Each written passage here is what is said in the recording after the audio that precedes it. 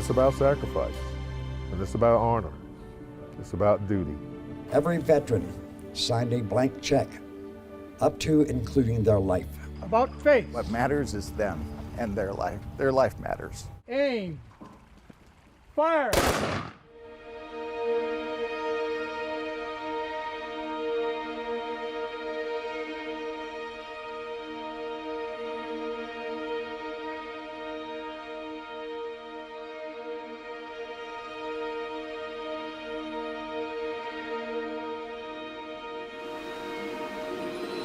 Well, today is a very hard day for us. It's the 4th anniversary since my husband's death by suicide. And so there's a ton of emotions already, but the connection that I'm already feeling within the last 24 hours of being with our children is hard to explain. There's such a beautiful connection that I'm feeling with them. They're connecting with other children and other families who have experienced not necessarily our similar situation, but they understand the service and the sacrifice that comes with loving someone in the military or being in the military. My name is Cynthia, and so seeing my kids just get to be kids with other children and open up with me and be vulnerable, they're not afraid to speak their feelings and emotions to me. We've had a beautiful and gracious experience since being here. Project Sanctuary just celebrated our 14-year anniversary. It's 6 days of recreational therapy, which is, very important to bring these families together to give them new memories. But they spend time in classrooms that we have to help their PTSD, communication, financial management. And we've created classes in these areas that the youth and the teens are also in, so age-appropriate classes on the same subject matter, so that when the families get together, they've all had a chance to, kind of learn new tools and things in these areas, and it just helps them communicate. It's just different activities and challenges that the families have to work on together. It's not just one person fixing the problem, which is the whole point of being here. It's never about just one person fixing the problem. Hi, I'm Sean Sexton. I am a 8.5-year combat veteran, and I'm so thankful to be here. I was what's called aircrew flight equipment, and we had a jet that had an emergency takeoff, and there was an oxygen equipment failure. So I was running across the desert. I had all of my battle rattle on, my firearm, my toolbox, and I stepped on a rock and shattered everything inside my foot. The delay, I had to hop over 200 yards on my good foot to finish the mission and get the jet to actually take off.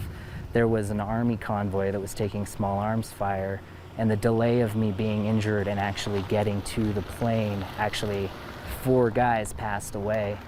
I had to watch the combat footage. We were at a forward operating base, so we didn't have any medical facilities.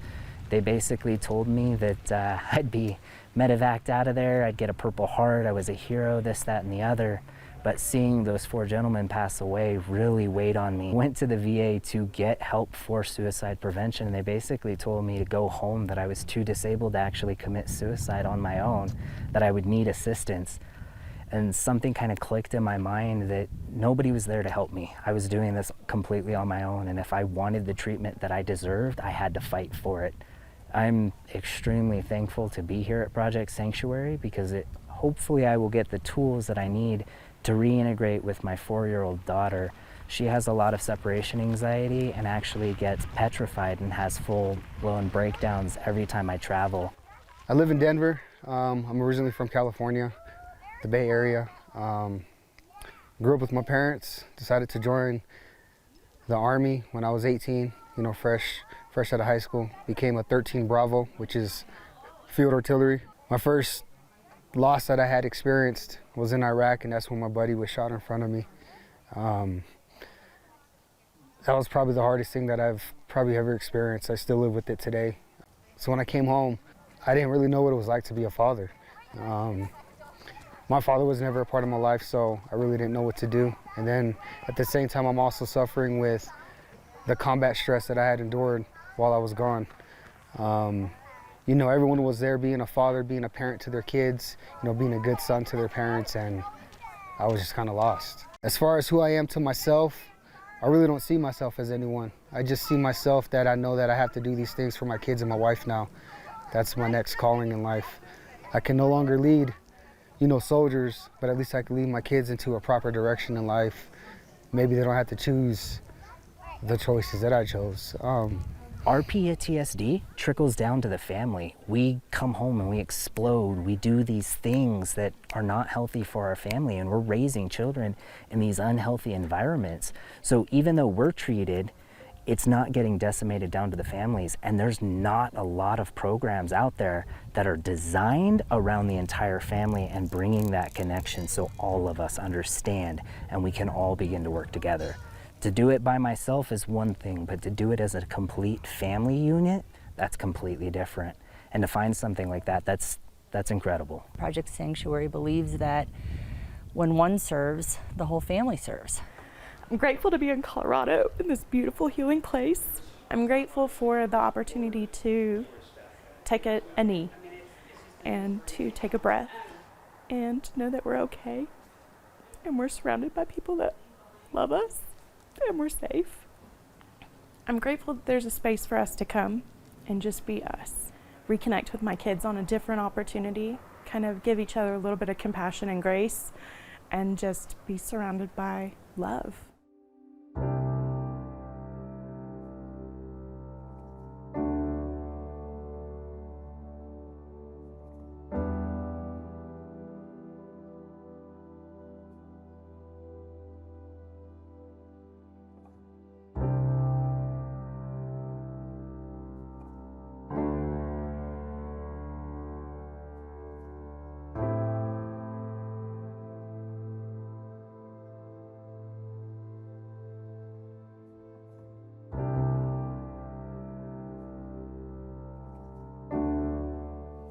These are all of the guys that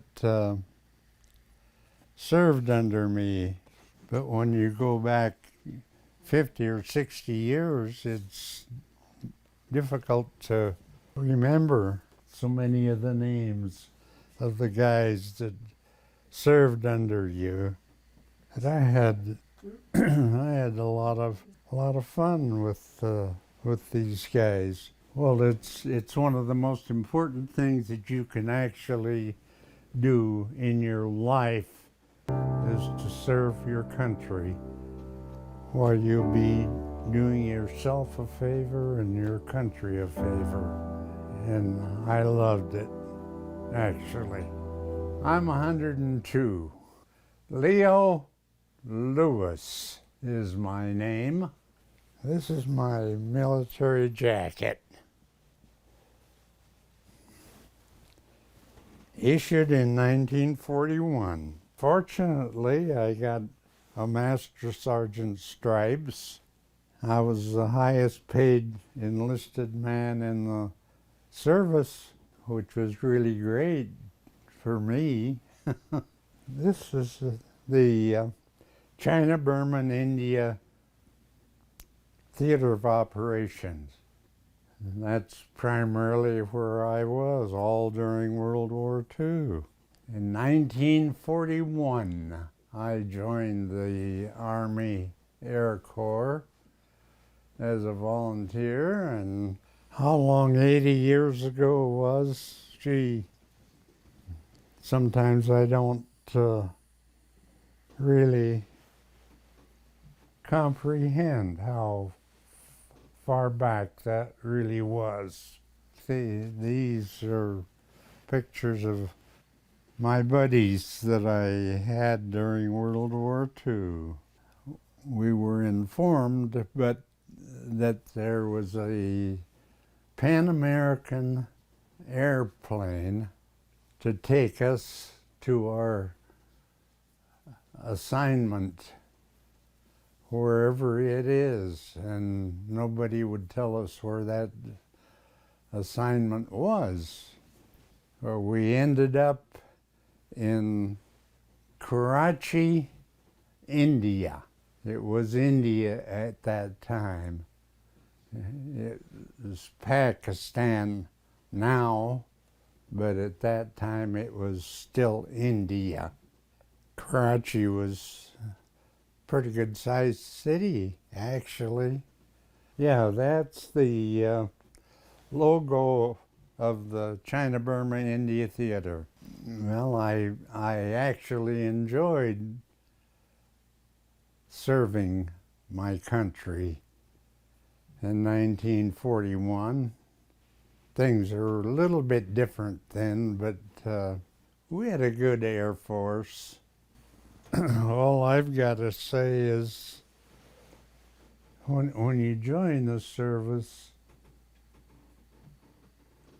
concentrate on your basic training, and you'll be happy that you did, because you will be able to advance your rank in the military if you do that.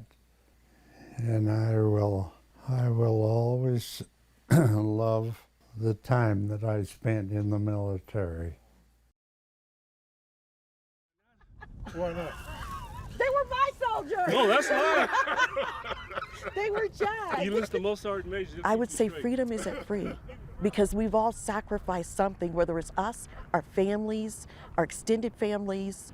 It doesn't get any easier. You can't take it off like a coat. It's always with you. We're all green.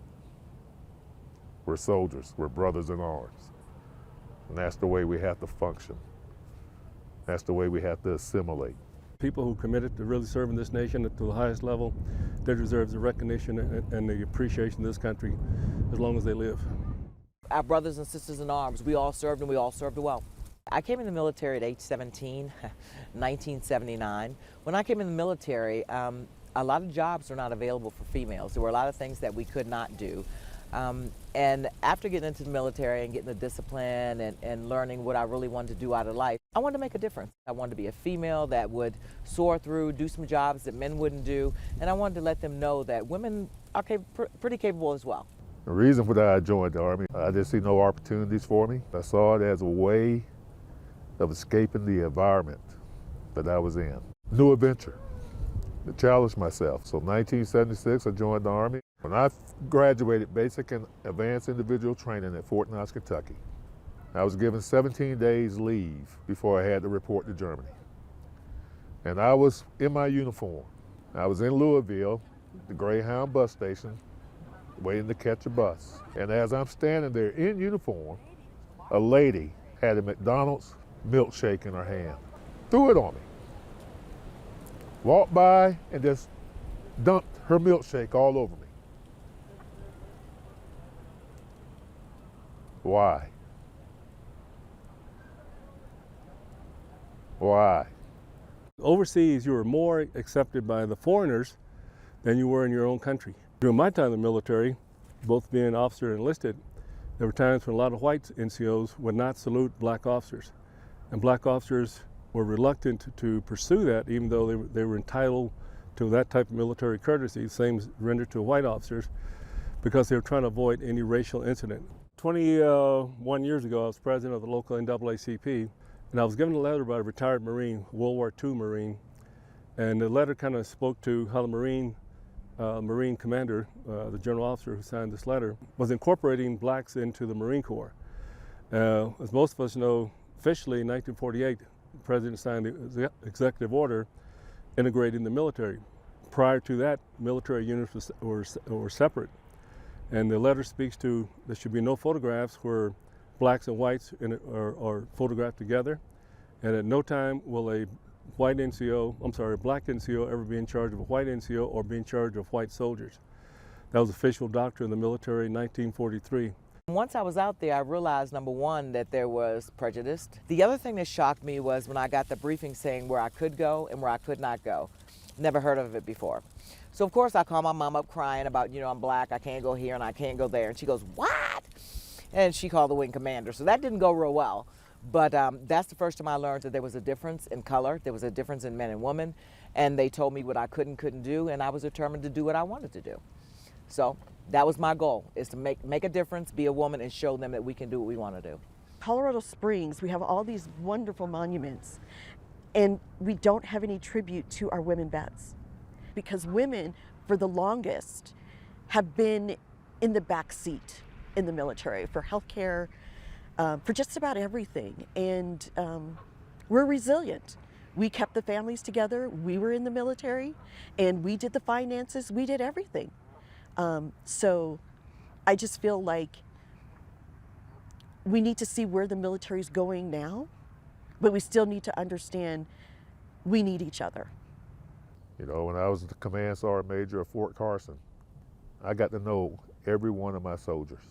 And I'm talking about I had 28,000 soldiers, and I lost 397 soldiers who paid the ultimate sacrifice. They knew the risk. And you have to ask yourself, why did you volunteer to join? Knowing that you could possibly lose your life because they wanted to be something larger than themselves. I lost my brother-in-law, it was 2017. He was a Navy vet to suicide. And Veterans Day brings this up to a lot of us, that there's still a lot we can do, and we have to be there for each other. Reach out to somebody that you know that's a vet, active duty or not, reserve or National Guard, and just let them know you care. A lot of people see you and they see military, they see your hat or whatever, and they say, hey, thank you for your service. But the folks that really get my attention are the ones who say, hey, thank you for your service. What service were you in? What did you do? How long did you serve? Because those folks are generally interested in my time in this service. It's about sacrifice. And it's about honor. It's about duty. It's about serving the greater good. Detail, attention, hut. We honor those who have served our country. Present arms. And to duplicate a cliche, some gave all gave some. Ready. At places like Fort Logan and in military cemeteries around the country, this is where we see the true cost of freedom. Aim. Because this is the true cost of freedom. What you see here, and this is only a small portion. Aim! They're our brothers. They served their country along with, as we did. We don't know much about them. All we know is that they served honorably, and it's our responsibility as brothers in the military to honor them with a final resting place. Without doing a lot of research, but we do know that there are literally thousands upon thousands of unclaimed cremains around the country. We don't know all the reasons why family members don't come and get their loved ones. We feel it's our duty to keep them safe until maybe a family member is comfortable in claiming their loved one. And it could be several years. We are going to honor 7 veterans whose unclaimed cremains have been here at Aspen Mortuary for many, many years. We've had some cremated remains dating back as far as 1989. They are honorably discharged veterans who served from clear back to World War II, through Korea, through Vietnam, and even the most current wars. I'm honored to work with Vietnam Veterans of America to place these unclaimed veterans in Fort Logan National Cemetery. It's important that they serve their country with honor. They served with dignity, and we don't know what happened to them and how they died or when we know approximately when they died, but we don't know the circumstances. But we do know that they went unclaimed for many years, and it's very important to us to make sure that they are given the burial they deserve. It is this group, members of Vietnam Veterans of America, Chapter 1071, who are honoring those who have fallen before us. The Lord is my shepherd. I have everything I need. He lets me rest in green meadows. He leads me beside peaceful streams. He guides me along right paths, bringing honor to his name. Jerry Burton, Blodgett, Airman Apprentice, United States Navy, Vietnam. Alan Stephen Braley, Corporal, United States Army, Korea. William Dobranich, Private, United States Marines, peacetime. Charles Franklin Lowell, Second Lieutenant, United States Army, Korea. John Larry Schulte, Specialist 4th Class, United States Army, peacetime. Harvey Thomas Taylor, Private 1st Class, United States Army, World War II. Anthony Troutner, Specialist 4th Class, United States Army, Vietnam.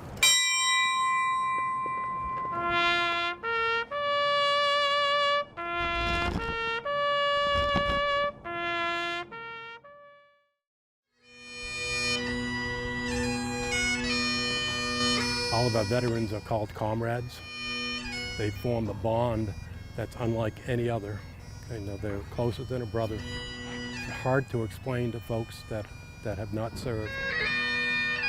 About 150 people that nobody claimed that we have in a big vault out at the cemetery in Fruita. And wondering how their last days might have been if they passed away alone. Drive all the way through all the stones and the people, and you get to the back, and there's a work shed where they keep the tractors and stuff. And next to that, there's a place about 20 feet square that just has grass in it. And underneath that grass, they have a vault that they keep unclaimed remains. We will lay to rest 26 veterans here, 1 veteran at the old VA cemetery on Orchard Mesa with his wife, 1 wife here, and 1 wife will be going to Arlington National Cemetery to be with her husband and her son, who was killed in a World War II prisoner of war camp. Appropriate that we remember and honor all of our veterans as they pass away. It's one of the promises that the country made to them, and it's important that we honor that. Every veteran signed a blank check, up to including their life. One thing every one of us was promised was a dignified, honorable military burial. Sitting on the shelf, they are not receiving it. All we are doing is fulfilling that obligation. They were mechanics, farmers, businessmen. When they went to war, most of them hadn't seen their 20th birthday. They were children, expected to be adults. They were veterans of World War I, World War II, Korea, and Vietnam. Right about face. What matters is them and their life. Their life matters. Aim. Fire. Fire. Fire. Brings a closure to the families and to the veteran community. Whenever we see a veteran that's not honored, it is a blemish, not only on the community, but on all the veterans, and they take it to heart. Glenn Schrader, musician 1st class, United States Army, World War I. Jesse Allman, private, United States Army, World War II. Mitty Boyer, private, United States Army. John Brazek, private, United States Army. Claude Canton, private, United States Army. George Davis, private, United States Army. X. Eoff, private 1st class, United States Army. Harry Ferguson, private 1st class, United States Army. James Franklin, corporal, United States Army. Joseph Hartman, private 1st class, United States Army. David Sauer, private 1st class, United States Army. George Taylor, private, United States Army. Gerhard Voss, technicians 5th class, United States Army. George Wilson Sr., corporal, United States Army. Murray Gleason, sailor, United States Navy. Richard Ramey, seaman 2nd class, United States Navy. George Shows, sailor, United States Navy. James McFarland, who was a radio man 3rd class in the United States Coast Guard and a corporal in the United States Marine Corps, World War II and Korea. Emerson Rickstrew, Master Sergeant, United States Air Force, World War II, Korea, and Vietnam. John Poor, Private, United States Army. Richard Wren, Sergeant, United States Marine Corps. Alan Caraway, Specialist 5th Class, Army, Vietnam. Brian Harvey, Specialist 5th Class, United States Army. William Head, Major, United States Army. Daniel Martinez, Private 1st Class, United States Army. And Donald Crane, Private, United States Army.